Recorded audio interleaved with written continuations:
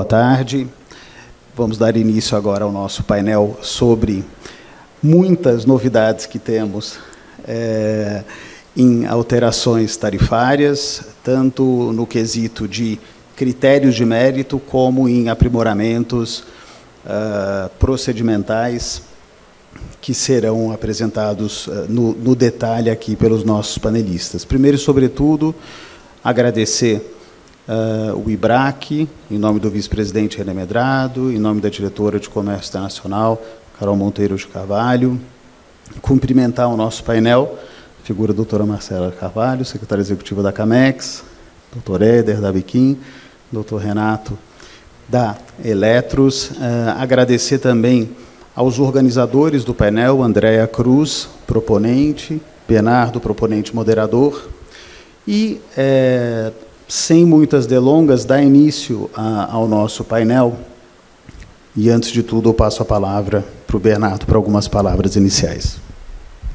Obrigado, Francisco. Obrigado aos três panelistas. Acho que ninguém aqui quer ouvir muito palavras de advogado sobre alteração tarifária, não, então eu vou ser bem conciso. Mas tivemos a feliz coincidência, né, das nossas propostas para entender um pouco melhor procedimentos, política comercial do novo governo. A gente teve essa mudança recente, agora a gente encerrou o primeiro semestre do novo governo com o que a gente imagina que seja uma nova política comercial, uma nova visão de política industrial, e com um instrumento de alterações tarifárias, temporárias e definitivas, que mudou bastante, né, assim, ao longo dos últimos anos. Então, acho que essa é a ideia, ouvir um pouco do governo, da Marcela como secretária executiva, quais são as políticas que o governo pretende daqui para frente, como políticas comerciais, como isso se reúne com as demais políticas dos outros ministérios, e entender também um pouco de como será o procedimento daqui para frente, pelo menos a gente tem um pouquinho uma ideia, tá bom? Obrigado. Só como uma conclusão da introdução, a doutora Marcela, ela aterrissou no cargo e foi recebida com algumas recomendações do TCU sobre o tema. Então, sem mais delongas, doutora Marcela.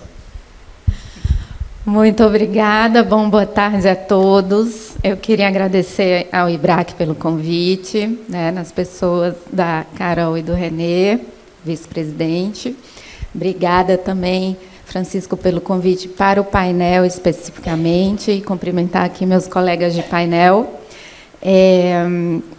É verdade, mas você foi muito bonzinho, porque não foram recomendações, né? Foram determinações e monitoramento. Pegando o gancho aí do painel anterior, que foi excelente, maravilhoso, né? Eu acho que foi uma discussão muito apropriada, e colocou muito claro aí a questão de a urgência da indústria versus a necessidade de uma política mais perene que garanta competitividade para a indústria. Eu acho que isso ficou muito claro. Eu tenho, assim, eu sempre converso, né, na CAMEX, e falava agora há pouco com a Rafaela, que, de fato, a gente não tem políticas de Estado, são muito poucas políticas de Estado, né, são políticas de governo. E um exemplo muito claro, para mim, é, por exemplo, os americanos. Os americanos tinham uma política buy local com Trump, e aí, quando o Biden venceu as eleições, alguns achavam que isso ia ser suavizado, outros de jeito nenhum, vai ser esse caminho, e, de fato, é este o caminho, né? A gente viu a apresentação do Fabrício aí muito clara.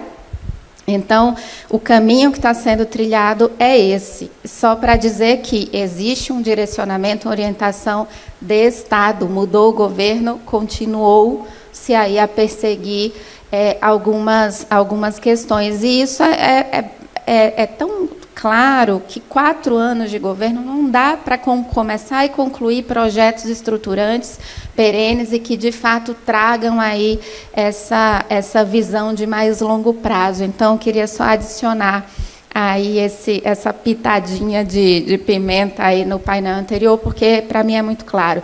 E isso se mostra no meu dia. Então, quando eu assumi lá a CAMEX em final de fevereiro, agora deste ano, eu convidei os subsecretários e falei, olha, o meu tempo tem que ser 60% para pensar no futuro, pensar nas questões mais estruturantes que a gente quer colocar em prática, porque, enfim, a gente precisa ser, de fato, transformador, a gente precisa trazer políticas, programas que transformem, de fato, o que a gente faz aqui, e 40% para atender às demandas de urgência.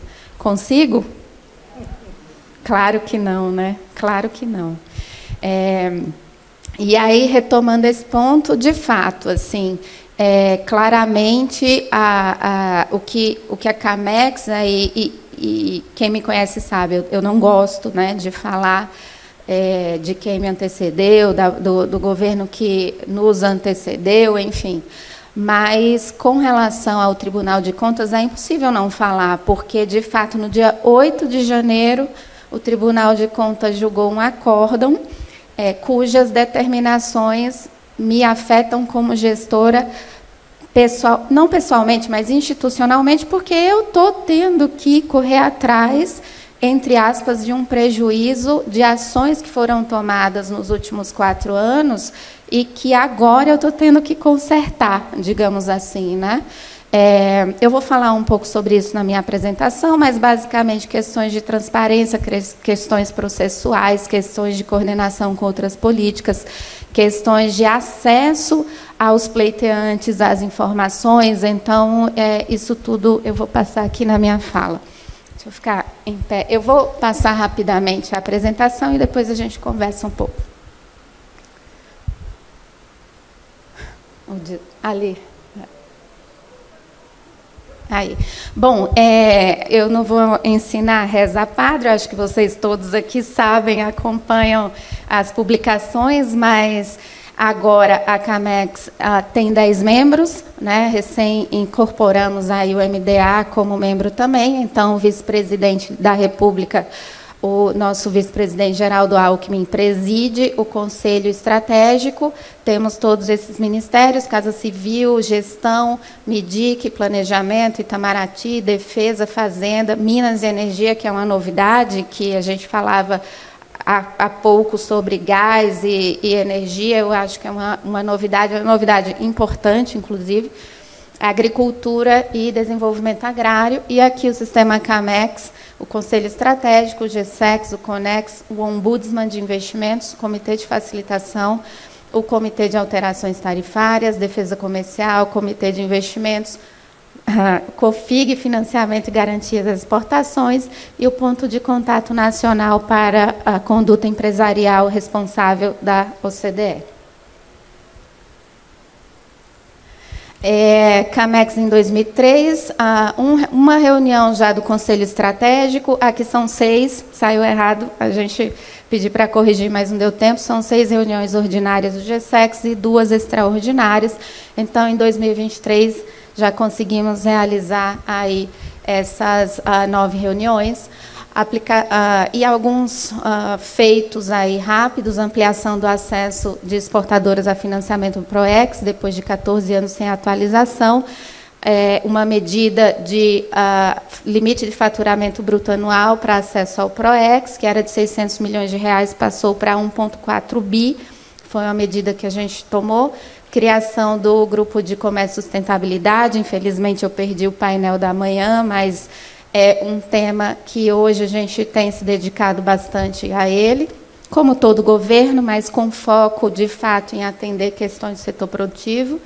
Intensificação do diálogo com o setor produtivo, exatamente por isso. Quando eu sentei, vocês não têm ideia do número de pedidos de audiência que eu recebi. Assim, era um negócio... eu estava competindo com o vice-presidente.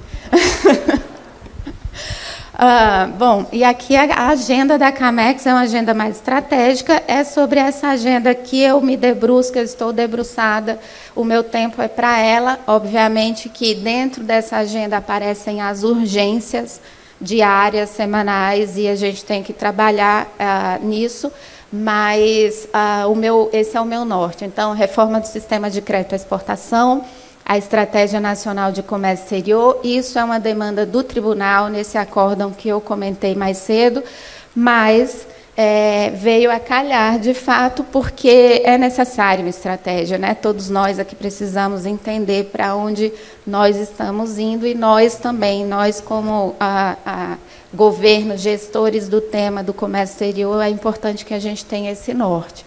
Avaliação dos instrumentos de alteração tarifária vigentes, que é o tema que a gente vai tratar aqui hoje, melhoria do ambiente de investimentos e comércio e sustentabilidade. Então, esses são os 5 grandes temas aí da CAMEX. De fato, a CAMEX de 2016, 17, 18 e a CAMEX de 23, ela é bem diferente, tá?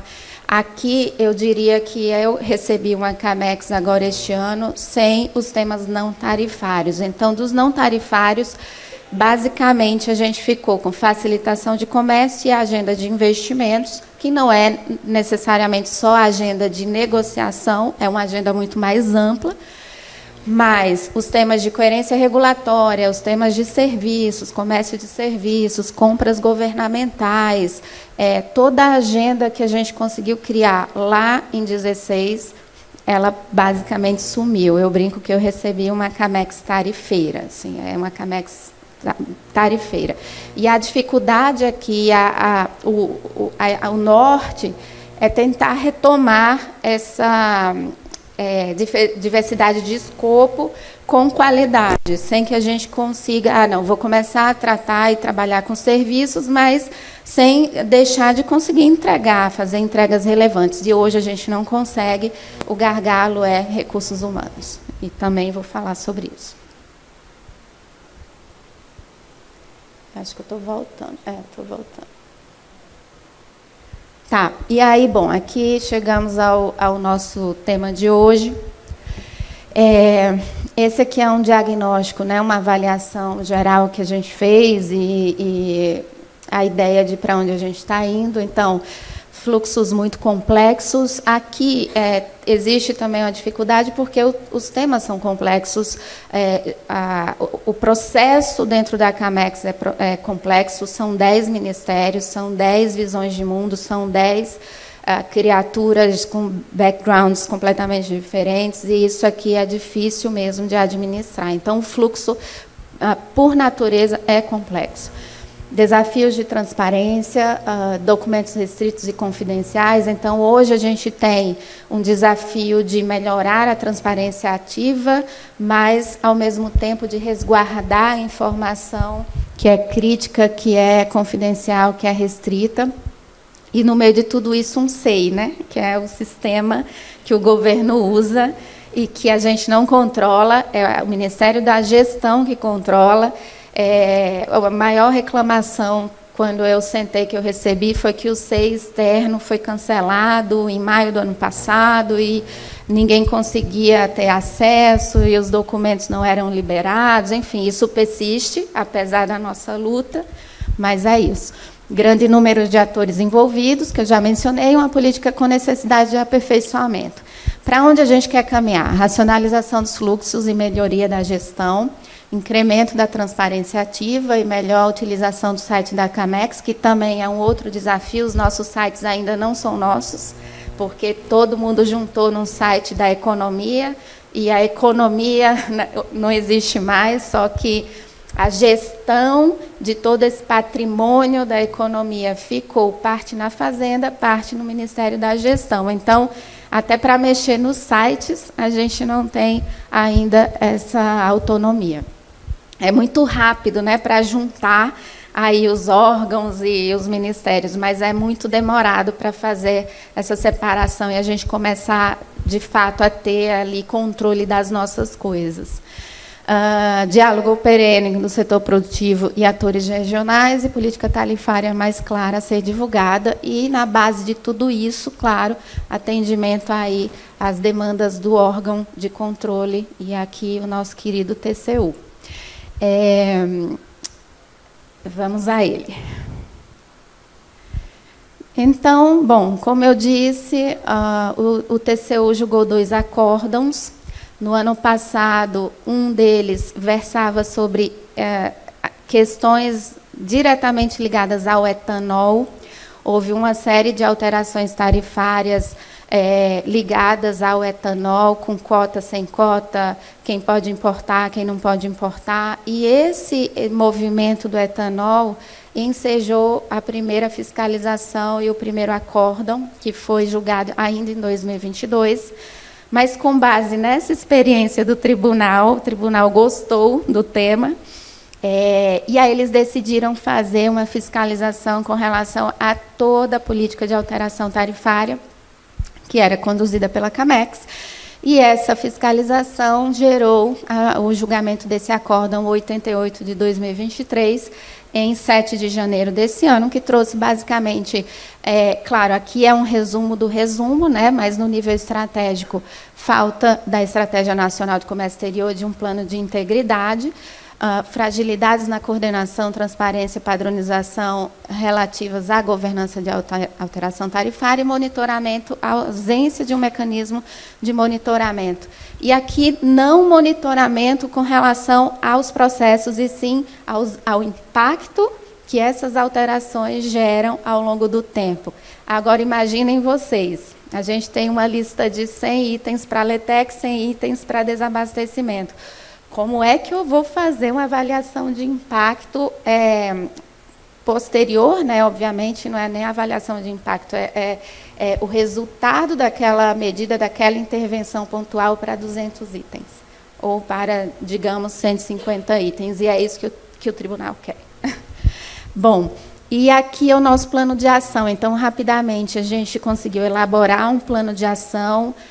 Fizemos algumas reuniões com o tribunal, e no dia 7 de junho, que era o nosso prazo final, na verdade, no dia 5 de junho, a gente encaminhou ao tribunal o nosso plano de ação, que tem aí esses itens, cada um deles no plano pormenorizado, detalhado, com prazo, enfim, com ações específicas.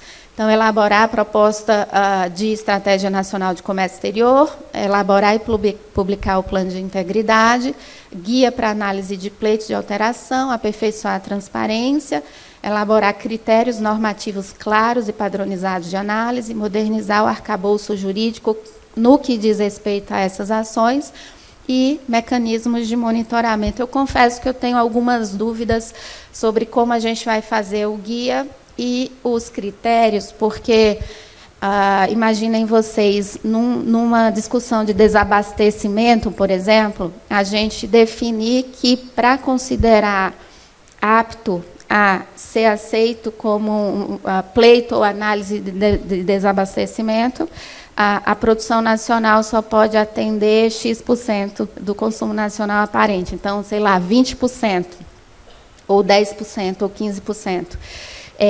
Só que, no caso a caso, na discussão do caso a caso, isso se mostra muito pouco ineficiente, porque cada caso, de fato, é um caso, né?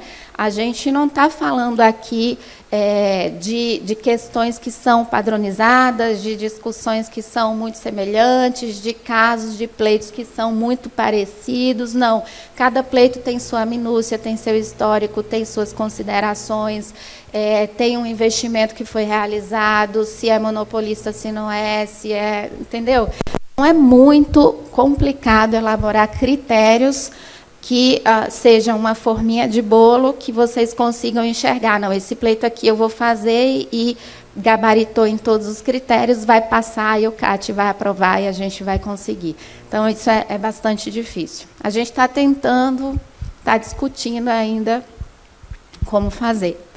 E aqui os mecanismos, né? Então, vamos lá, aos números. Sentei lá, fevereiro de 2023, e quando eu fui ver o tamanho do problema, eu quase pedia para ir embora, na verdade. Porque eram mais de 120 pleitos em backlog. Então, basicamente, o governo anterior parou de analisar e deliberar as ações tarifárias em outubro. E de outubro para fevereiro nada tinha sido deliberado, eu tinha lá 120 pleitos parados, muitos com prazos já vencidos, muitos com prazos muito curtos a vencer, e eu com 5 criaturas para fazer as análises todas. Hoje eu tenho 4, tá? Por quê? Porque vocês se lembrarão que o primeiro decreto publicado no início do ano da Camex, ele retirava as competências da Camex, ele retirava os cargos da Camex, e a Camex tinha virado basicamente uma assessoria. E aí, quando o vice-presidente me convidou, eu disse, olha, não, tudo bem, a gente vai precisar reestruturar. E, de fato, a gente precisou reestruturar. Então, o meu primeiro mês e meio na Camex foi para reaver a estrutura que a Camex, a estrutura mínima que a Camex poderia ter para começar a trabalhar. E aí, nessa de perdemos os cargos, perdemos as estruturas, as pessoas, obviamente, foram se acomodando em outras estruturas, em outras áreas do governo, porque não iam ficar ali esperando. Então, eu tinha perdido, a Camex tinha perdido quase 60% das pessoas quando eu cheguei, e a gente teve que trabalhar num plano de guerra aí. Então, foram 120 pleitos. Obviamente que houve erros. Então, por exemplo, houve casos assim que a gente não discordava com a nota técnica, não concordava com a nota técnica já produzida até o final do ano, mas também a gente não conseguia analisar todas as notas que estavam prontas para a deliberação, porque os prazos já estavam vencidos. Então, a gente simplesmente colocou os pleitos ali em deliberação para o GSEX. Eu não tinha como fazer. E, além desses todos do backlog, a gente recebeu esses aqui nesse primeiro semestre, então 43 de LETEC, 104 de desabastecimento, 7 de CT1, 3 de LEBIT e BK, num total de 157 novos pleitos, mas conseguimos analisar ainda este ano 172 pleitos, 87 notas técnicas produzidas. Isso só nessa área de tarifa, né, gente? Porque a Camex é o mundo inteiro que vocês viram ali no outro slide. E aqui os números, né? Também dos números. Isso foi bem interessante. Numa das reuniões de GSEX desse ano, a gente decidiu fazer uma avaliação dos instrumentos, né? Então, os setores utilizados, quantas vagas a gente estava usando, quantas vagas ainda tinham, enfim, para a gente ter uma ideia do que a gente estava ali aprovando, já nessa minha ideia de parar de atender as coisas sem ter essa noção do todo, né? Então, a gente, vamos discutir, deliberar, mas vamos ter essa noção do que a gente está falando do todo. Então, aqui no desabastecimento, então, vocês conhecem, resolução GMC 4919, a gente tem 100 itens aí para redução. As reduções, geralmente, estão acontecendo a 0 e não mais a 2. Mas, hoje, a gente tem 67 NCMs das 100 vagas, 67 ocupadas, só que 11 foram para o Mercosul. Então, se todas forem aprovadas, 11 que não estão nesses 12, né? A gente deliberou agora no último GSEX e foram agora para o Mercosul. Então, fora esses 12, ainda temos mais 11 que, se forem aprovados, a gente vai estar aí no limite do limite, né, das 100 vagas. Aqui, 44% dos usuários é do setor químico, né? O Éder está ali, a gente já tinha conversado um pouquinho, com base no CGCE do IBGE, né, na classificação de grandes grupos econômicos, não, tem um outro nomezinho, esqueci, mas, enfim. Não, é CGCE, classificação de grandes...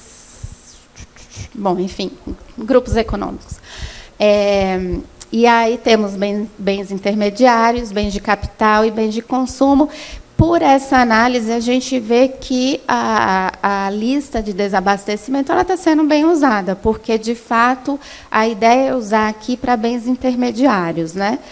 Claro, uma grande concentração do setor químico, mas a ideia de usar em bens intermediários e não em bens finais, bens de consumo, está sendo bem aplicada. A gente observou que enfim, o uso não está tão... Porque quando eu pedi essa análise, eu achava que o uso estava errado, né? Eu tinha a impressão de que o uso estava sendo, enfim, desviado e não estava. Lista de exceções à TEC, aqui é a nossa LETEC, então 89 vagas preenchidas, 11 vagas disponíveis. Também aqui a gente fez uma análise, e aqui bem interessante, eu fiquei bem surpresa quando eu vi o efeito na tarifa. Então, 89% das vagas ocupadas tem um efeito na tarifa de redução. Eu não sei porquê, mas eu achava que a gente tinha muito mais elevação do que redução.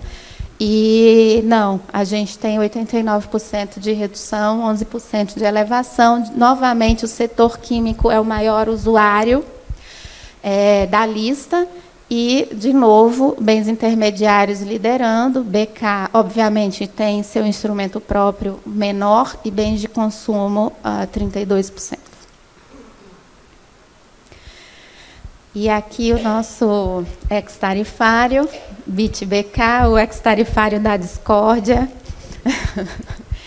Eu esqueci de falar das análises, né? Então, nos casos anteriores, as análises são da SE-Camex, deliberação de GSEX. Aqui a análise é da Secretaria de Indústria e a deliberação é do GSEX. Recentemente publicamos aí a nova norma para a BIT-BK, a resolução 512, que substituiu as portarias 309 e 324. E, basicamente, a mudança maior que vocês viram é a exclusão de preço e prazo dos critérios e a questão da elegibilidade de produtos que não são produtos de consumo, né? Então, são BIT-BK que são produzidos para produzir outros produtos. Por que essa revisão? E aí, vou passar um tempinho maior aqui nesse tema, porque, enfim, a nossa avaliação é de que o ex-tarifário é um instrumento que é bastante oneroso, não só para o governo, né, para a burocracia, mas imagino que para todos vocês que atuam nisso aqui também.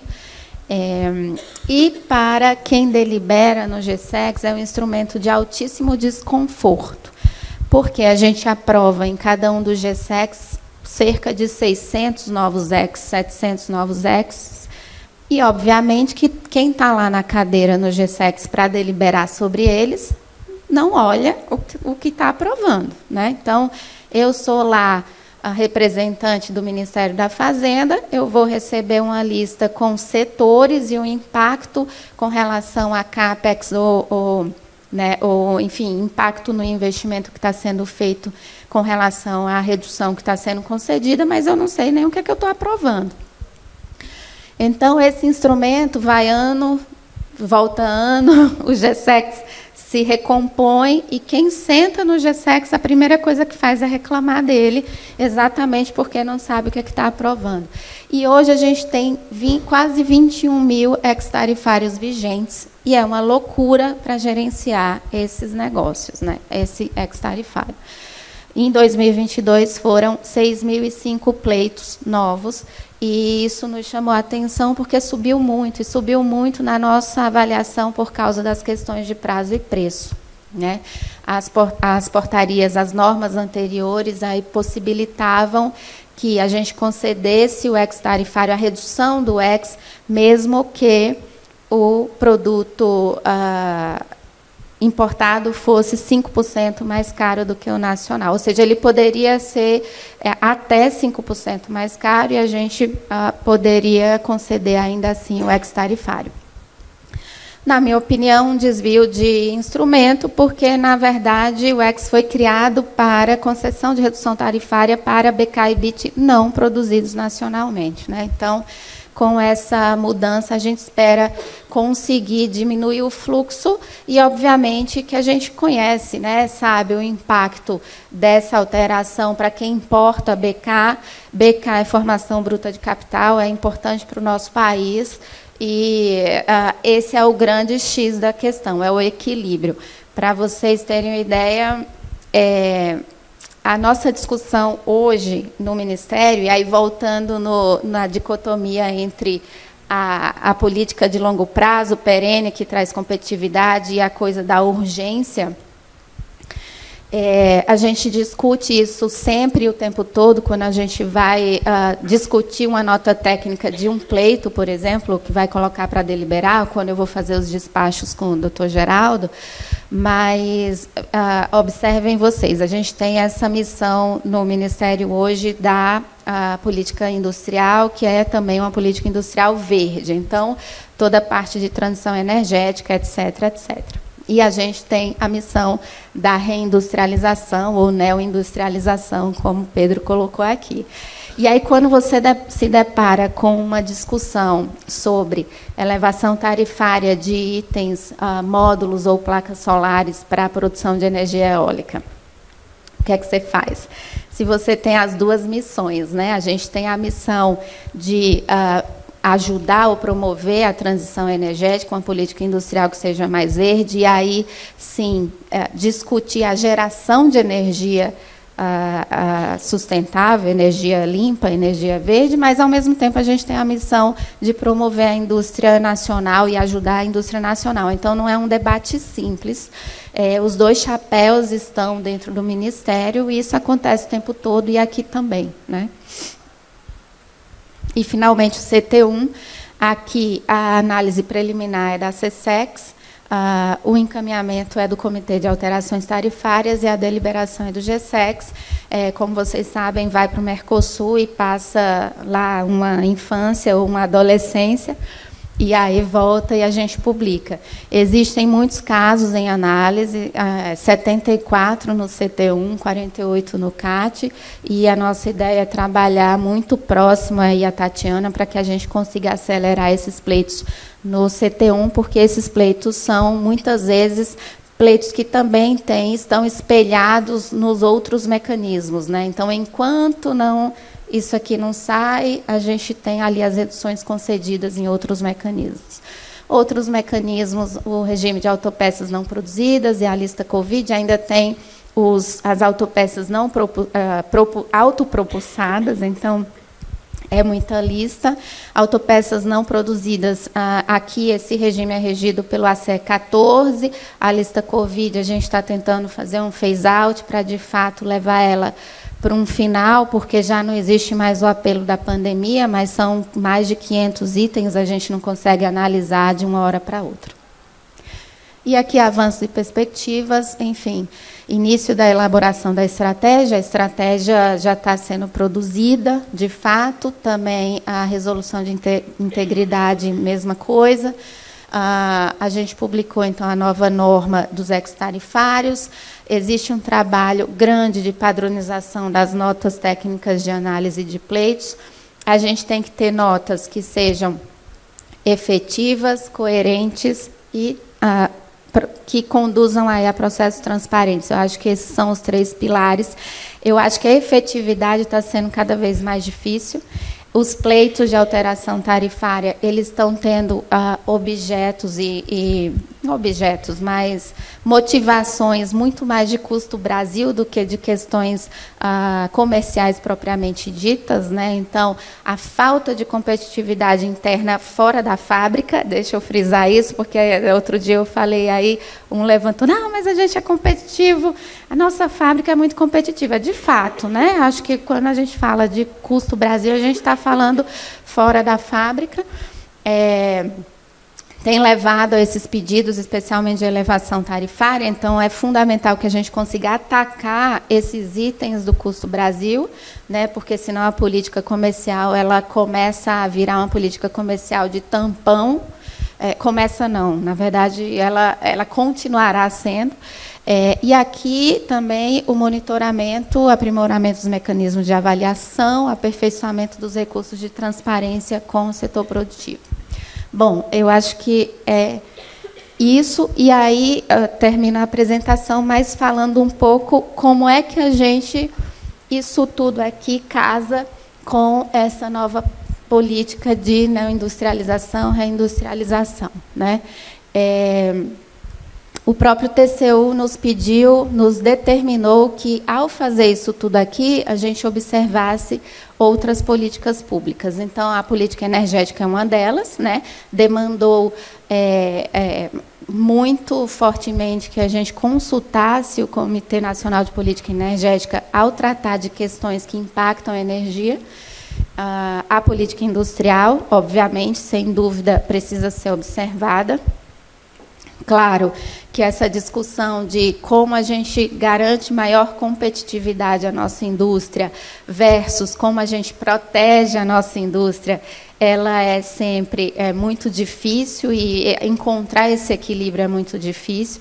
Eu me deparei também com 2 casos e cito aqui, sem citar nomes, no governo anterior que a gente não produzia esses itens, né? Não existia produção no Brasil, começamos a produzir entre 21 e 22, e essas empresas procuraram a Camex do governo anterior, e aí a resposta foi, olha, a decisão de produzir no Brasil foi de vocês, foi uma decisão comercial, foi uma decisão estratégica do grupo, e vocês já sabiam que a tarifa era 0, então vai continuar a ser 0.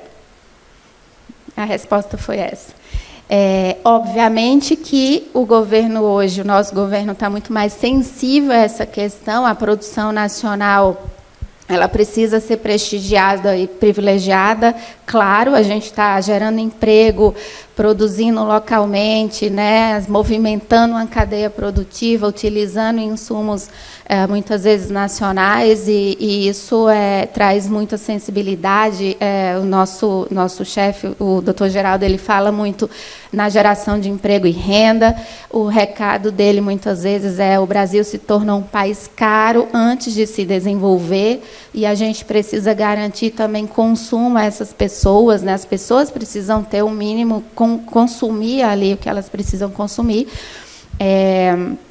Então, isso vem muito forte para a gente, isso permeia aí as nossas discussões, nossas decisões, mas aqui o equilíbrio como é que a gente faz isso, né? Prestigia a produção nacional e, ao mesmo tempo, consegue ter um certo grau de abertura para que a gente consiga importar insumos com competitividade, né? E garantir uma produção mais competitiva. Então, enfim, a ideia geral é essa. A gente está melhorando os requisitos de transparência, a avaliação das notas técnicas foi feita, a gente está conseguindo ter notas mais coerentes, mais consistentes. Claro que, se eu tiver que fazer 200 notas técnicas em 15 dias, que é o que acontece, tá? Porque entre um GSEX e o próximo CAT, eu tenho 15 dias para mandar as notas, porque eu preciso mandar as notas com 15 dias de antecedência. Então, fazer isso com qualidade, com pouca gente, é um desafio. Vou lá pedir gente lá para o Dr. Geraldo e para o Márcio Rosa, porque eu estou com 4. Mas a gente está caminhando. Acho que a gente já conseguiu bastante coisa até aqui. Obrigada.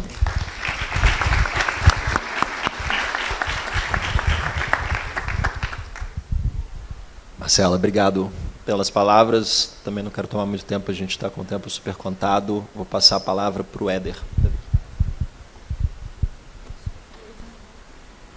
Obrigado, Bernardo.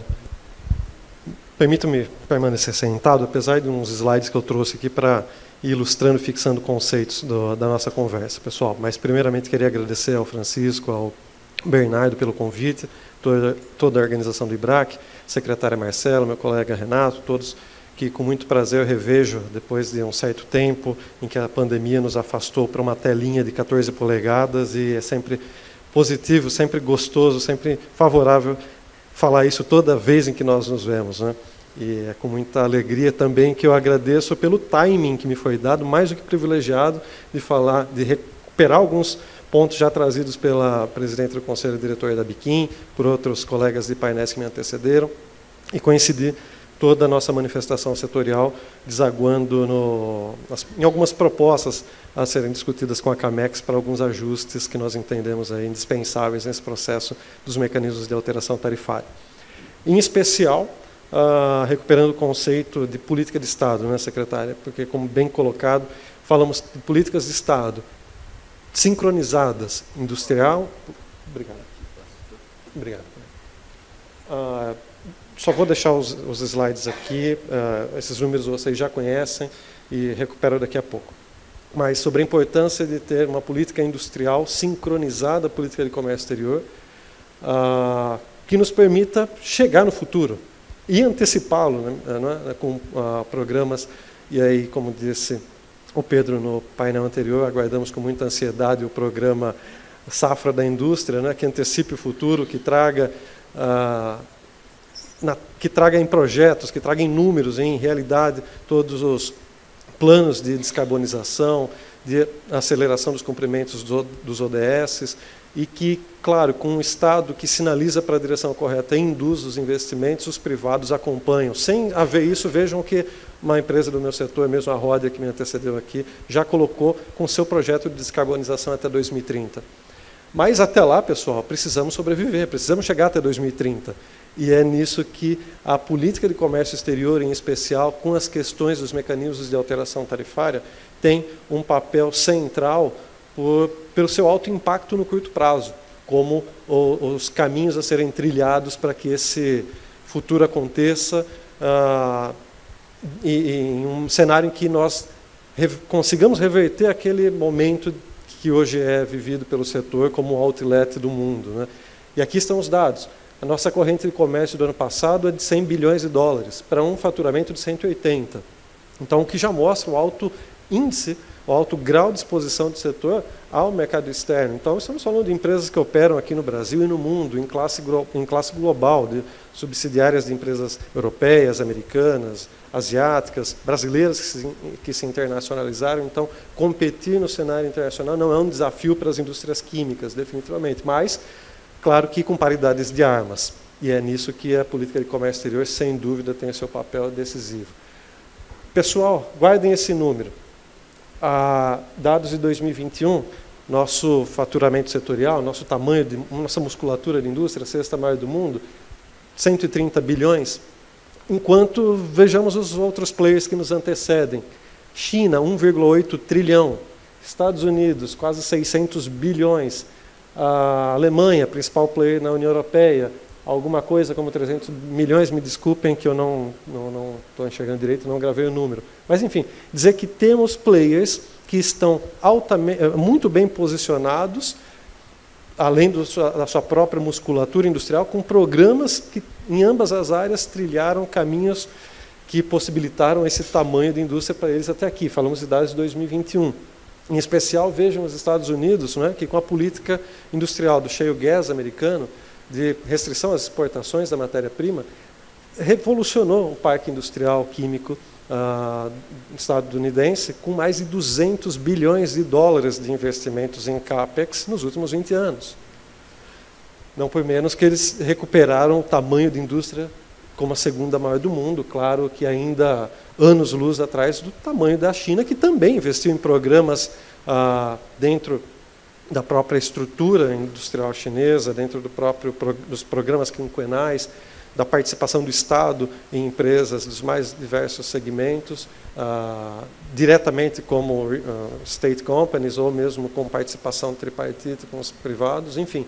É dizer que o cenário já é assim, imaginem um choque de competição, um choque conjuntural em alguns desses grandes players. O tamanho, o impacto de agressividade a mercados consideravelmente grandes como o Brasil. E bem-vindos a 2019 até 2022, com uma quadra inédita, imagina que na história da humanidade, com a pandemia, com a guerra no leste europeu, com todos os impactos que isso trouxe para as cadeias de valor, que eram cadeias globais, que se fragmentam em cadeias regionais, às vezes nem isso, com os near, neo, shorings, you name it, shorings, então, planos de governo direcionados para a atração desses investimentos na área de política industrial e também de ferramentas tarifárias nas políticas comerciais para viabilizar essa passagem dos momentos mais críticos, né?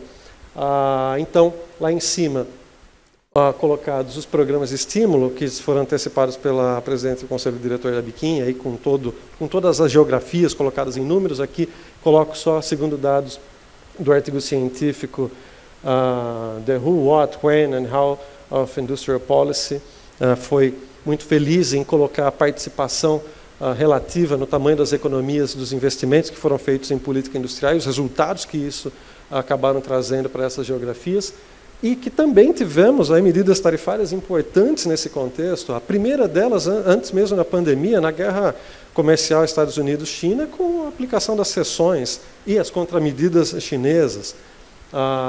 Mais recentemente, o México, que também entendendo a importância de minimizar os impactos desses choques conjunturais, estabeleceu uma lista de elevações transitórias até 2025 para um conjunto bastante expressivo da economia mexicana.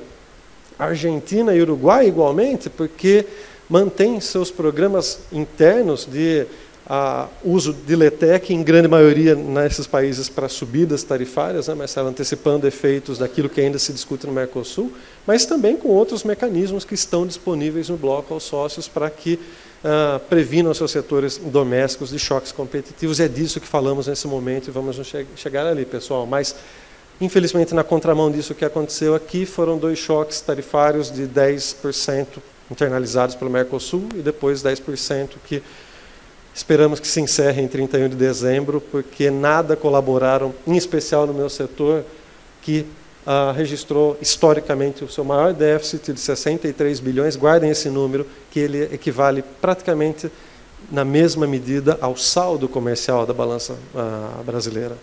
Então, um aumento no ano de 36,5%, o que, sem dúvida, acaba se agravando nos últimos meses com essa discussão da transferência artificial de competitividade da Rússia, que fecha o pipeline de fornecimento de gás e matérias-primas para a Europa e abre simultaneamente para a China e para a Índia, a preços muito entre camaradas, para ser diplomaticamente elegante. Então, com isso, e voltemos ao tamanho daquelas indústrias que estavam naquele slide, vocês vão se lembrar, justamente aqueles players que estão na nossa frente, em tamanho e musculatura dos seus parques industriais, com alto poder de agressividade do mercado doméstico. Vejam que isso ocasionou, inevitavelmente e infelizmente, no pior quadrimestre registrado na história, nos últimos 17 anos pelo setor, enquanto a Alemanha e a União Europeia, de modo geral, caem também, junto conosco. O Brasil, tivemos uma queda importante no PIB setorial no primeiro quadrimestre, seguindo a tendência de União Europeia e Alemanha, enquanto, vejam, exatamente nesse mesmo intervalo, China e Índia foram aqueles que se apropriaram daquela transferência artificial da competitividade trazida por preços inviáveis da matéria-prima russa, né? E aqui estão os impactos no setor químico brasileiro no primeiro semestre, a importação ocupando 45% do consumo aparente nacional, e esse é um dado que, por si só, tem 2 análises. Primeiro, o tanto de oportunidades que, infelizmente, estamos perdendo de agregar valor no Brasil, continuando exportando matérias-primas, commodities, que poderiam ser processadas aqui com a implementação mais acelerada do Plano Nacional do Gás, por exemplo, mas também de que ocupando 45% do CAN com importados, e como resgatando o que a presidente do Conselho da Diretora da Biquim, Daniela, trouxe, que, em grande medida, nesse curto espaço de tempo de 2022 para cá, as importações vindas desses países asiáticos foram as que se agravaram. É por isso que nós trazemos um conjunto de discussão de políticas em instrumentos tarifários que façam frente a esse desafio conjuntural emergencial. Claro que, do nosso ponto de vista, esse diálogo público-privado é indispensável para a construção dessas medidas, secretária Marcela, colegas, sejam agora emergencialmente ou sejam estruturalmente, pensando naquele foco das políticas de Estado que tem que nortear a política de comércio brasileira, sincronizar as políticas industriais. E por que as medidas tarifárias? Porque são aquelas que realmente têm, no curto espaço de tempo, né, alto impacto em efetividade, na mitigação ou, pelo menos, no equilíbrio do mercado nessas situações anômalas. Quando nós plotamos muito bem todos os dados trazidos pela secretária Marcela aqui numa matriz de avaliação temporal, permanente versus temporário, e de vetor, redução e elevação, fica patente, e aí nos solidarizamos, secretária, com a dificuldade que vocês devem encontrar no dia a dia para promover essa discussão de uma maneira estruturada, sabendo que todos eles têm limites quantitativos, né, de ocupantes, mas em especial que no vetor elevação temporária, que justamente possibilitaria um combate a esse choque, temos um vácuo de mecanismos à disposição. Existe a LETEC, como muito bem colocado, coloca alguns pouquíssimos casos para discussão de elevações temporárias, mas, do nosso ponto de vista, ainda insuficientes, inclusive para que o governo tenha margem de fazer política industrial com a LETEC, que é o objetivo de fundo dela própria. E vejam, também no vetor da elevação, em caráter permanente, infelizmente, desde 2020, suspensas as discussões no CT1, por conta de uma decisão tomada de se aguardar a finalização dos trabalhos do GAEC, que, por sua vez, inclusive, já terminaram no seu primeiro momento, que resultaram naquele primeiro corte mercosolizado dos 10%, e que, então, já estão aí consagrados como, além dos pleitos de CT1 em tramitação, a entrega feita no curto prazo quanto à discussão de redução estrutural da tarifa externa comum. Não queremos nada além, não há apedrejamento, não há discussão de encerramento de nenhum mecanismo, muito pelo contrário. A ideia é que se também pense em simetria, em paridade de armas, como muito bem funcionam os mecanismos de reduções, e publicamente eles estão dados da própria CAMEX, da participação de químicos nessa composição, sabendo que ali estão praticamente reduções tarifárias daquilo que não tem a fabricação nacional, ou em casos em que ela é insuficiente para abastecimento do mercado interno, precisamos também ter essa mesma paridade instrumental. Não estou falando de composição de lista A, B ou C, produto XPTO, estou falando de mecanismos. Temos paridades de arma frente àquilo tudo que os outros mercados estão fazendo no momento.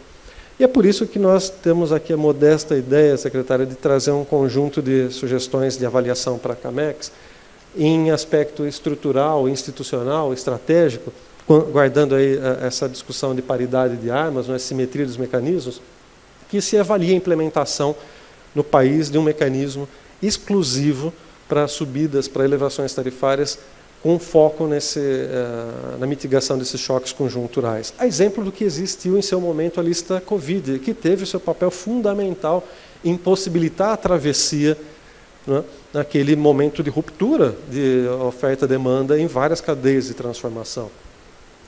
Que seja encerrado o efeito do segundo corte unilateral brasileiro, que inclusive tem uma base normativa legal bastante questionável, porque baila por fora, inclusive, de regras do Mercosul, e que, em seu momento, poderiam até ser questionadas por outros sócios e que não foram até aqui. Mas, enfim, gera, além de tudo, também um ambiente de insegurança jurídica para todos, para a indústria, para os consumidores, para os importadores, distribuidores, enfim, para toda a sociedade civil organizada. E, em nível de Mercosul, que sejam imediatamente retomadas as discussões do CT1 com o vetor de elevações. Porque já se encerrou a discussão do GAEC no seu primeiro momento, né? E dois, porque aqui, de novo, falamos de paridade. Assim como funcionam os pleitos definitivos de redução, os de elevação, igualmente, têm que ter a mesma dinâmica de funcionamento, para que, em seu momento, inclusive, não sejam questionados pelo TCU em uma nova rodada aí de apontamentos do porquê esses pleitos estão congelados há 3 anos, praticamente. Em nível de governança e de gestão, por que não pensar na integração dos sistemas de gestão da CAMEX ao portal único? Em que, sabendo que é uma política de Estado, a maior das políticas de Estado que fala em políticas de comércio exterior, de facilitação de comércio, integração de janelas de várias funções do governo, e aí, confesso, não tenho condição técnica de falar sobre migração de sistemas, do SEI, dos sites da CAMEX para dentro do portal único, mas, eventualmente, fica uma possibilidade, uma opção de integração, a exemplo, se não dentro do portal único, mas nos moldes do funcionamento do portal único. E com a racionalização das medidas em vigor, com um redirecionamento de medidas já aplicadas para aqueles mecanismos que mais conversem com a realidade operacional daquele pleito. E, em nível operacional, pensar em guardar certa previsibilidade dos critérios de análise, por mais difícil que isso seja para as autoridades comerciais, mas usando exemplos vencedores e dentro da própria SESEX, como tem o DECOM no seu guia material antidumping.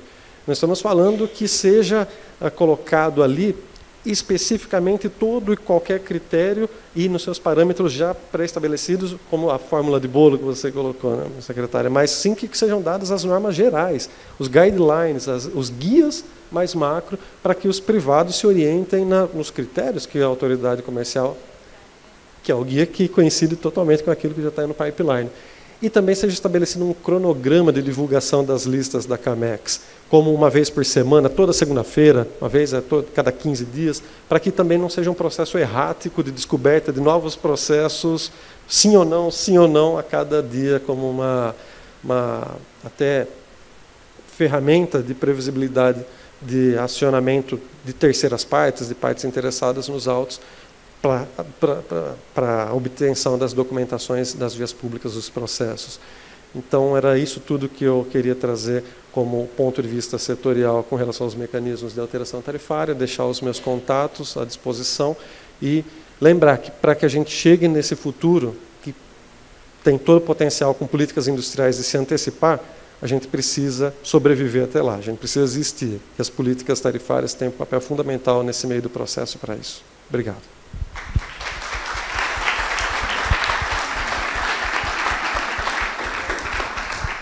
Obrigado, Éder. Eu vou dar sequência aqui na apresentação, mas, em primeiro lugar, eu queria agradecer aqui o convite na pessoa do Dr. Francisco. Eu vou contar aqui só um ponto aqui da nossa conversa.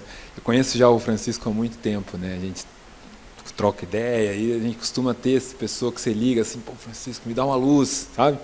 Então, antes do evento, eu liguei para ele e falei, Francisco, me dá uma luz lá, assim, do que eu posso esperar, né?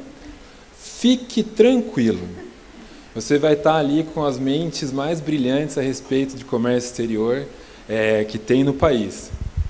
Fique tranquilo, né? Fique tranquilo. Então, eu cumprimento a secretária Marcela Carvalho, cumprimento meu colega Éder, cumprimento o IBRAC e o secretário Pedro Henrique também. Deixa eu ver se eu consigo passar aqui para cá, né?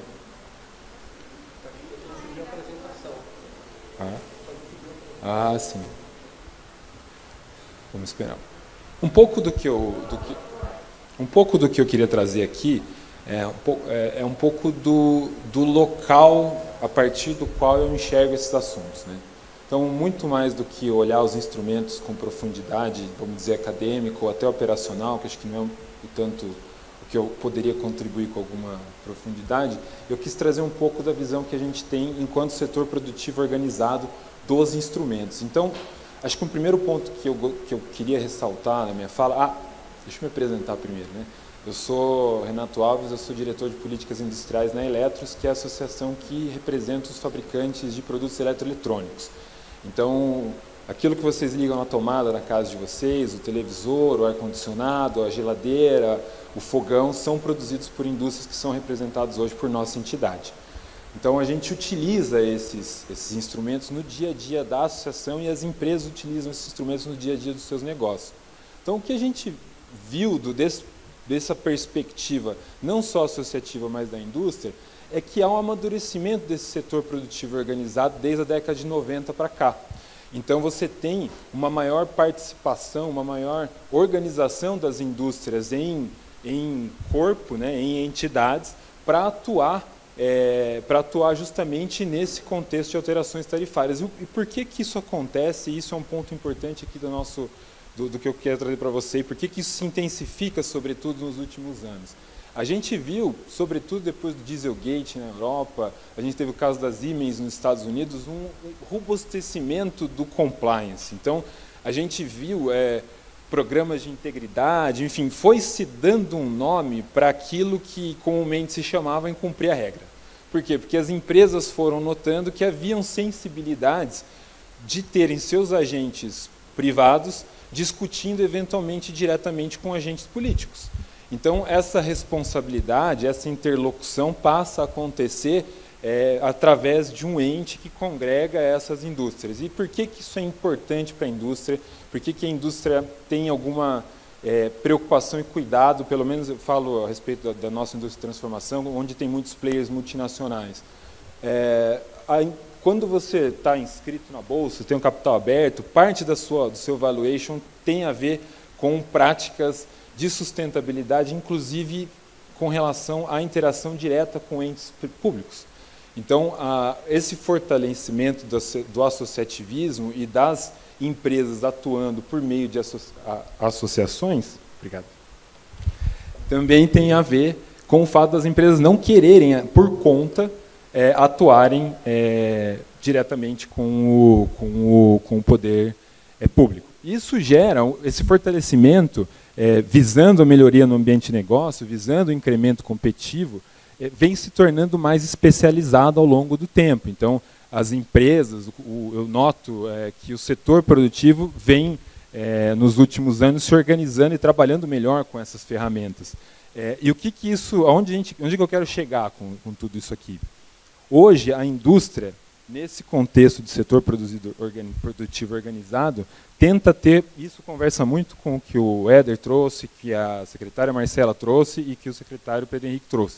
Uma visão descompartimentalizada de todos esses instrumentos que o Estado tem para intervir na economia. E o que eu estou querendo dizer aqui? O fato da gente vir de um processo onde a indústria passa a se organizar mais, especializar mais, a gente chega numa indústria hoje que tem mais capacidade de atuar do lado do poder público, tem mais interesse e tem mais vontade de atuar do lado do poder público.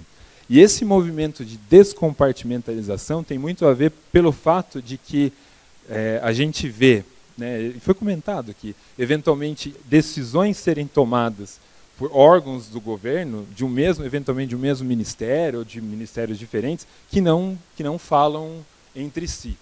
Então, o primeiro recorte que eu quero trazer aqui, como um exemplo de como isso é sensível no nosso momento aqui hoje, como a gente trabalha isso associativamente, e a gente já vou entrar nos instrumentos, respeito, por exemplo, a compressores para refrigeração.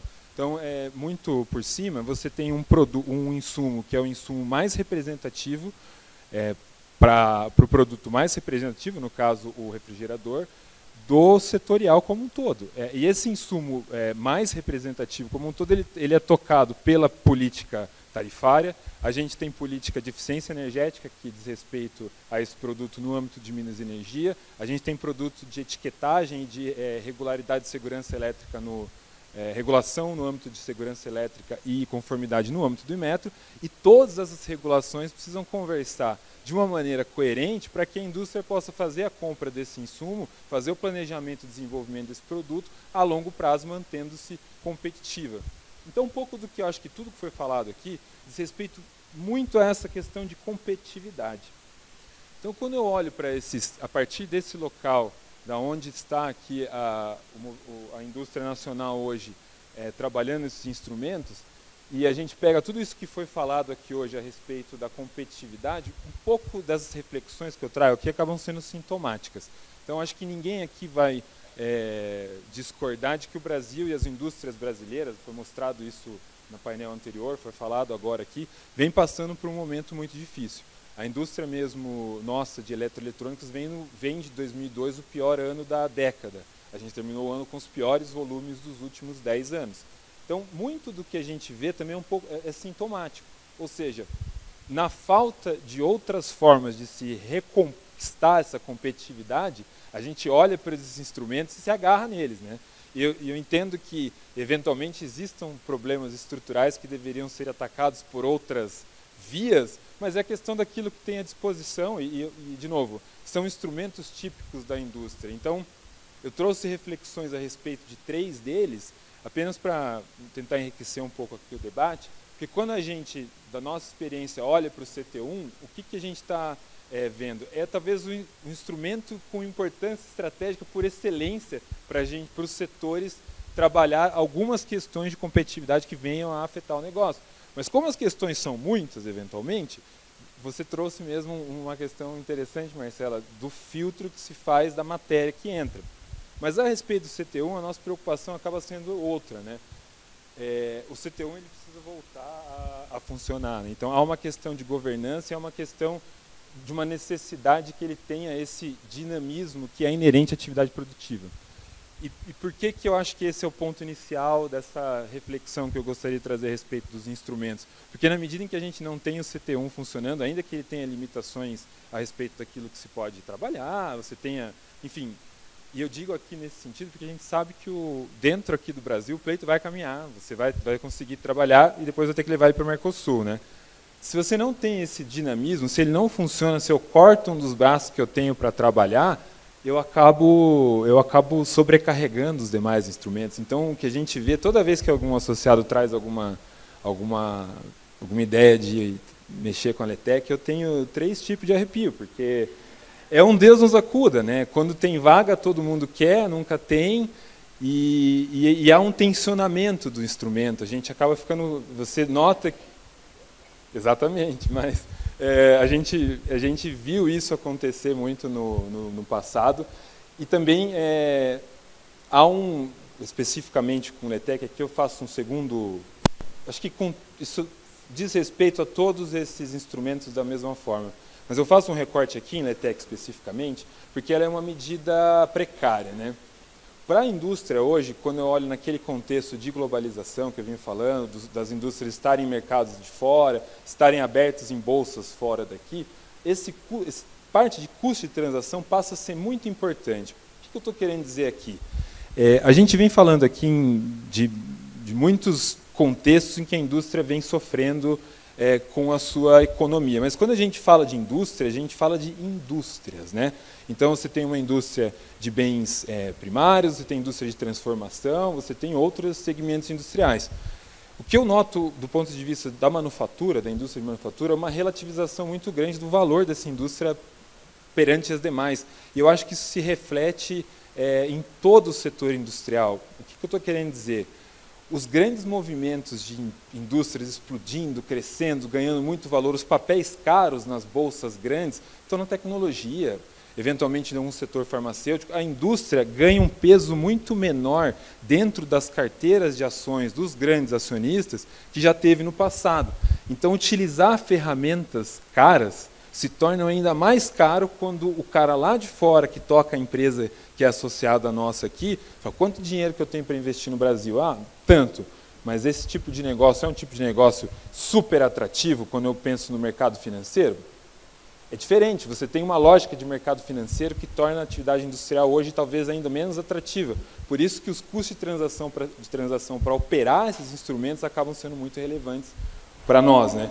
Então, com relação à LETEC, o que eu noto é que a gente precisa eventualmente ter a flexibilidade de se utilizar ferramentas econométricas que sejam, talvez nem sempre as mais ortodoxas ou tradicionais, mas eventualmente aquelas que cabem no bolso da gente para fazer esse desenvolvimento, esse estudo. E até eu trouxe aqui, eu coloquei a resolução aqui, muito mais para desabastecimento, muito para colocar o que você mesmo tinha colocado, Marcela. Ela é restrita, ela tem um olhar mais focado numa situação muito específica. Então, o que mostra ainda mais o tensionamento do instrumento anterior. Então, acho que um pouco do que eu queria trazer enquanto setor aqui para compartilhar com vocês é que, desde a hora que a gente olha como as empresas se organizam lá fora, enquanto capital aberto, fechado, privado, o que for, da forma como elas traduzem isso em atuação com o poder público no Brasil, para a forma como a gente passa a olhar todas as atividades, todas as regulações que tocam a atividade, tudo isso está intrinsecamente interligado, e acho que o grande desafio de vocês é conseguir, nesse ambiente de competitividade maluco que a gente tem, com todo mundo querendo, aquela explosão de uso dos ex-tarifários, que a gente falou, pô, isso aqui é uma corrida realmente desesperada em buscar e recuperar alguma competitividade que foi perdida, obviamente, por questões que são estranhas à Camex, mas o meio acaba levando, o momento acaba levando a gente para talvez essa atitude. Então, acho que muito mais como uma reflexão. Alguns dos problemas que eventualmente a gente passa aqui são sintomas desse momento que a indústria como um todo passa, né, Francisco? E é isso. Contamos sempre com a Camex para nos amparar.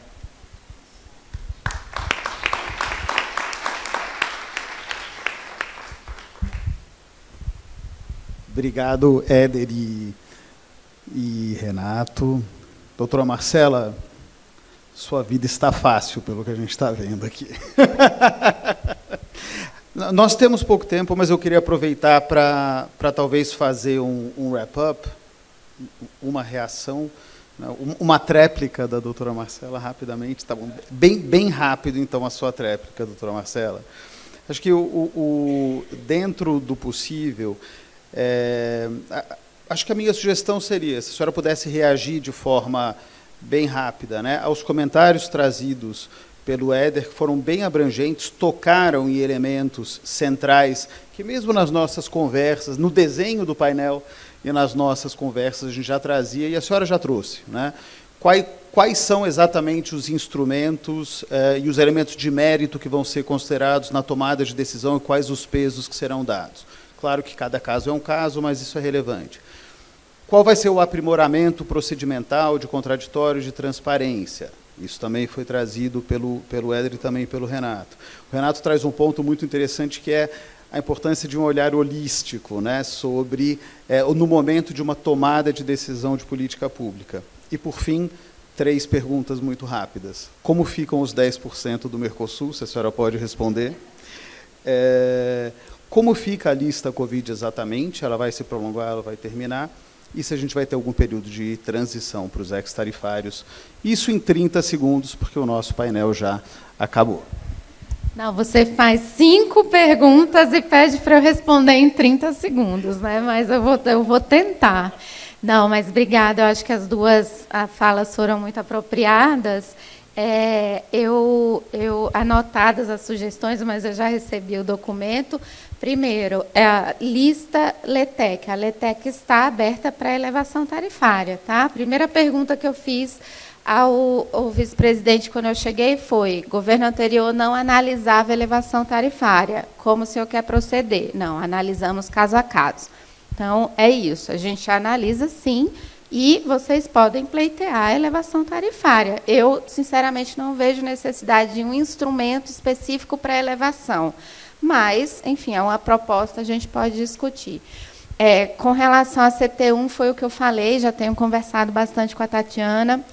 A titular do CT1 no Mercosul é a SESEX, né? A gente tem desabastecimento, ela tem SESEX, para que a gente, de fato, volte a operar o mecanismo, dar mais agilidade, para que o CT1, de fato, caminhe, para que a gente possa distensionar os outros mecanismos.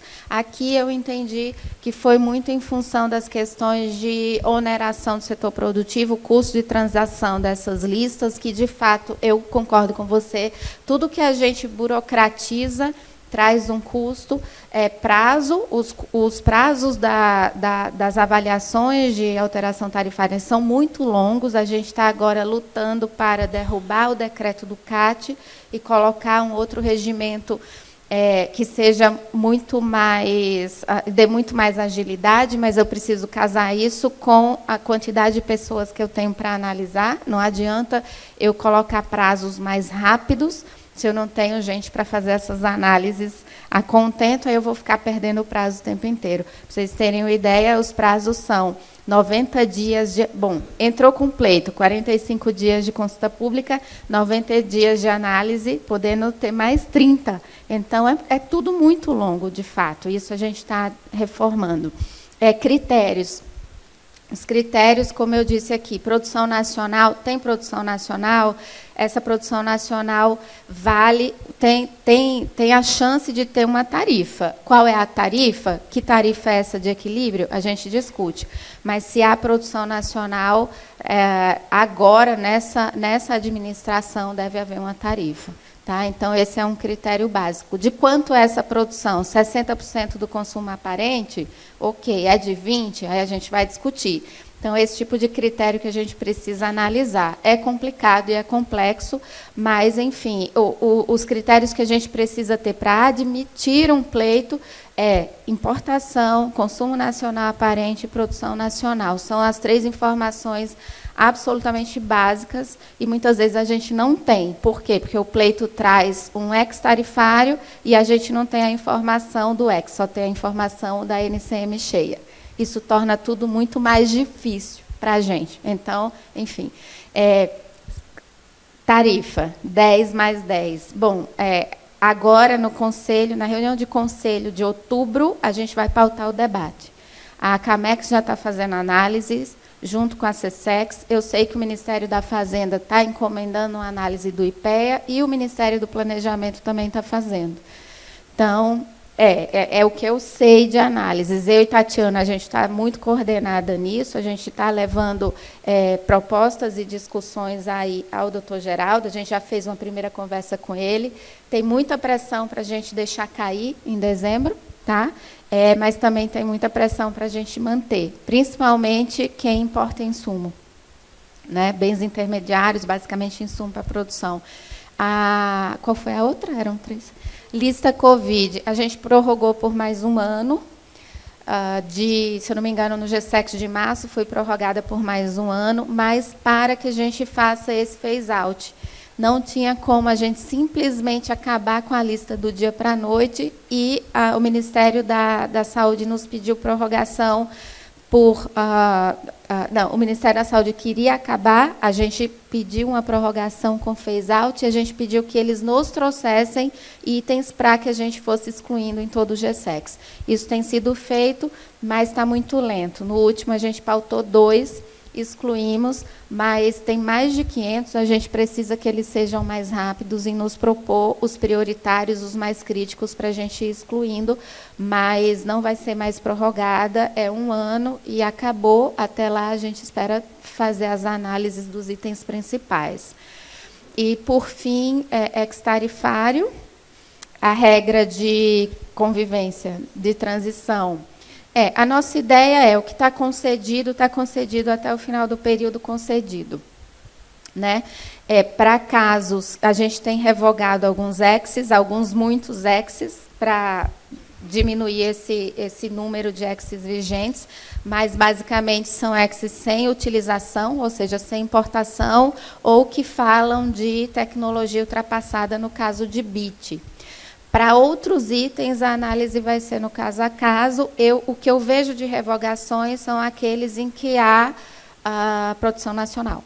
São aqueles que foram diretamente relacionados às questões de preço e prazo que eu mencionei, e aí deve haver revogação. Para os outros casos, acredito que não, eles vão ser mantidos, mas eu vou reforçar agora na discussão. Tá? É isso. Obrigada. Fui rápida.